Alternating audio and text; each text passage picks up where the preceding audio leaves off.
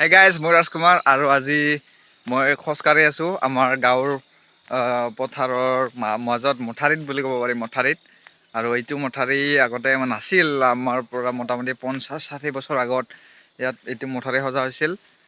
কেৱল এই পানী অহাৰ কাৰণে বাৰিষা হ'লে এই পানী আহে আৰু আমাৰ গাঁৱৰ মানুহে খেতি কৰে। আৰু এইখিনি ঠাইত আগতে এই খেতি নাছিল, এইগিলা খেতি আগতে বহুত জংঘল আছিল। মোক আমাৰ ঘৰৰ আইতা ককাহঁতে কৈছে, মই আগৰ দিনৰ পুৰণা কথাবিলাক জানি বহুত ভাল পাওঁ। সেইকাৰণে তেওঁলোকক সুধি থাকোঁ, আগতে কেনে আছিল, আগতে কি আছিল। আমাৰ বোলে এইখিনি জেগাত বাঘ ওলাইছিল আৰু আমাৰ বোলে আইতাহঁতে বা ককাহঁতে ইয়াত বাঘ মাৰিছিলোঁ। মানে আগতে কি আৰু ইমান হেৰি নাছিল, বোলে বেছি ওলোৱা নাছিল, পাহাৰৰ পৰা নামি আহিছিল। নামি অহাৰ পাছত বাঘটো মাৰিছিল আৰু এটা বাঘ মানে ৰাস্তাত ৰখি আছিল বোলে। তাৰপিছত যেতিয়া মানুহ খেদিলে ক'ত বা গ'ল গমেই নাপাওঁ। তেনেদৰে বাঘ ওলাই থকা আছিল আগতে, হাতী অহা আছিল, কিন্তু এতিয়া নাহে। তথাপিতো আমাৰ এতিয়া গাঁৱত বহুত জংঘল আছে।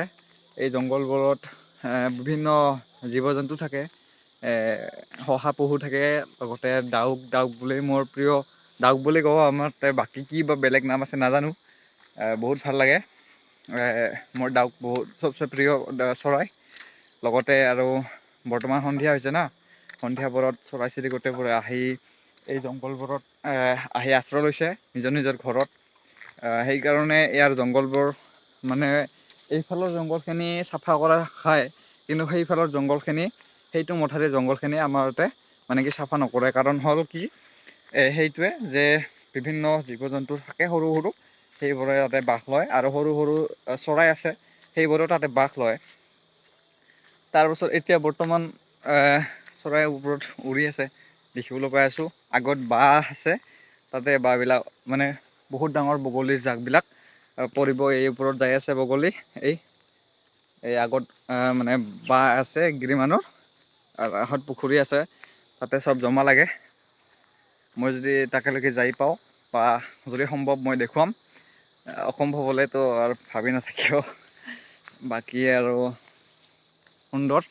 সুন্দৰ দৃশ্য। আৰু এইবিলাক বগৰী আছে, এই বগৰী বৰ্তমান পকিব ধৰিছে আৰু আমাৰ ইয়াতে গাঁৱৰ মানুহবিলাক আহি পাৰি লৈ যায় মাত্ৰ শুকাই মাত্ৰ গুড়ি কৰে চেনি পানী মিক্স কৰি না, কি মজা এনেকৈ খায় মানে। আৰু এনেকুৱা সোৱাদ লাগে খাই, সাংঘাতিক। আগতে কি হৈছিল, যেতিয়া আমি LP স্কুলত আছিলোঁ, আমাৰ সেইটো গুড়ি খুন্দা নাছিল। মোৰ দাদা এজনে, মোৰ সমনীয়া দাদা এজনে মানে কি স্কুলত লৈ গৈছিল আৰু লেজাৰ টাইমত পুৰা সানি মনে মনে বেঞ্চিৰ পিছফালে পুৰা এনজয় কৰি খাই আছিলোঁ। কি মজা আছিল আগৰ দিনবিলাক। কিন্তু দুখৰ কথা কি হ'ল, আমি যিখন LP স্কুল পঢ়িছিলোঁ গাঁৱৰে, আজিকালি প্ৰাইভেট স্কুল হোৱাৰ পৰা আৰু চৰকাৰী স্কুলৰ গুৰুত্ব নোহোৱা হোৱাৰ পৰা মানে হেৰি হৈছিল আৰু স্কুলখন ধ্বংস হোৱাত পৰিণত হৈছে।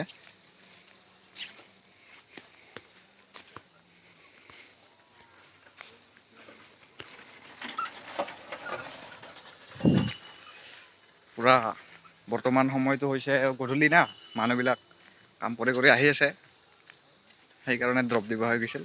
এতিয়া নিজৰ ঘৰত যাই আছে, এইটো ৰাস্তাৰে আহে। আগত গাঁও আছে আৰু তাতে মানুহবিলাক কাম কৰিব যায়।